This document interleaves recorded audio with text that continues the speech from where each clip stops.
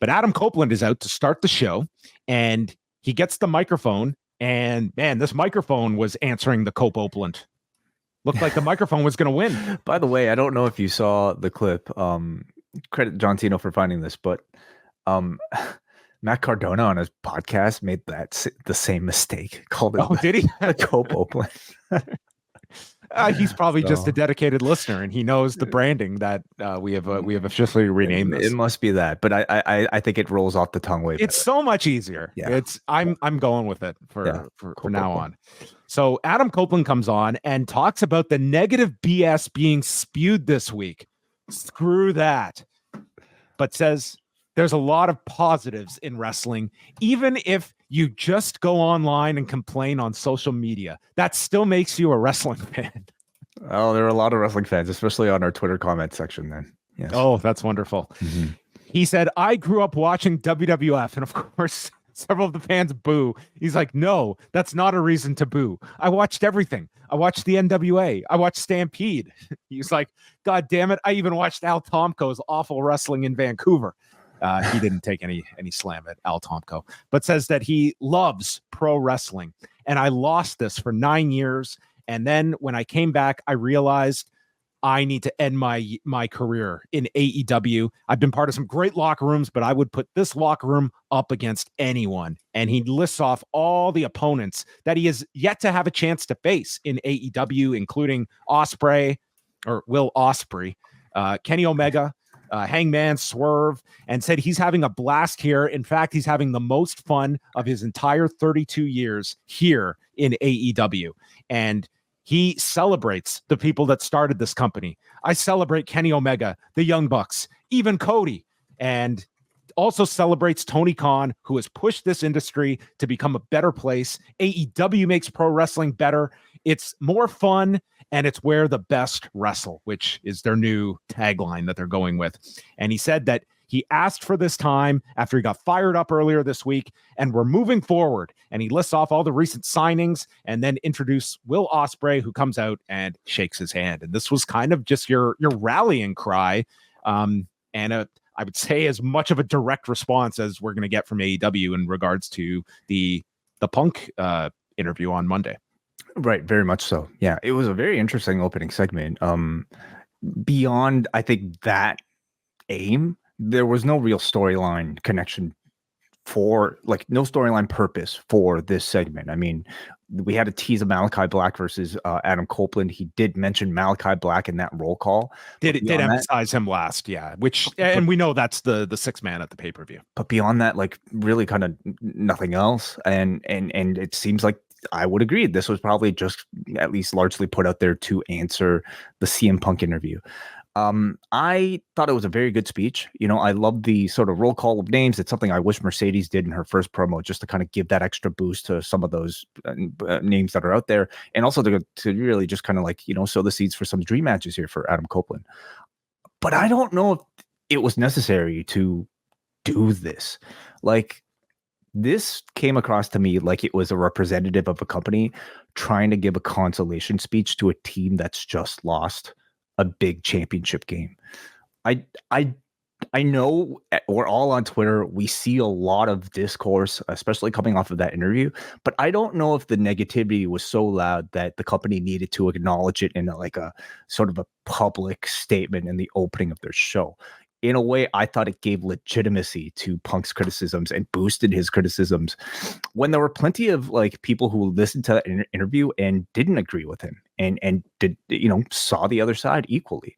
So I don't know how you felt about it, but I didn't even think it was necessary to address it in this direct fashion.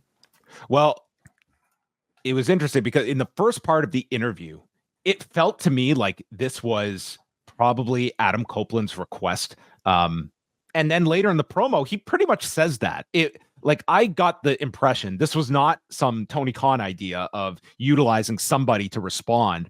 I imagine Adam Copeland watched that interview and was pissed off about it and wanted to do this kind of like, you know, be the captain to go out there and not trash Punk, obviously, but at least kind of just give this positive message to all of the fans. And you're right. To a degree, it might have like just amplified more of this focus, like this company that feels like every time they get away from CM Punk, it somehow gets dragged back to CM Punk. And really through no fault of their own, on Monday, they were brought back into it because of this interview. And this interview was going to happen at some point. It just happened to be on Monday. I didn't have as much of an issue with it. Like, I don't think it was insignificant that fans watching this wouldn't know what he was talking about. I think it was known enough that what this was responding to. But for me, it was the tone of it, where he was basically like, hey, there's been a lot of like negative talk.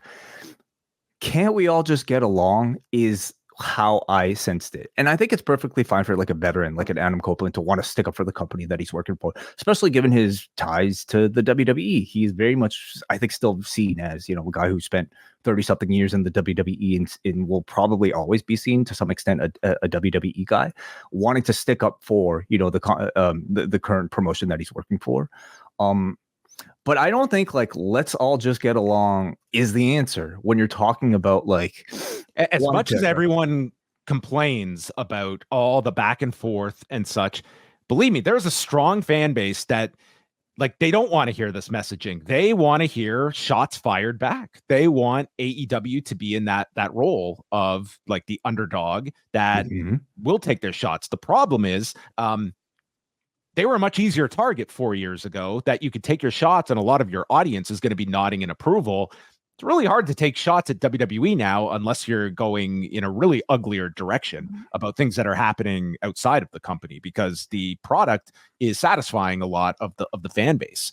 So would you have said the same for like an ECW when the WWE was going through its boom in the late 90s?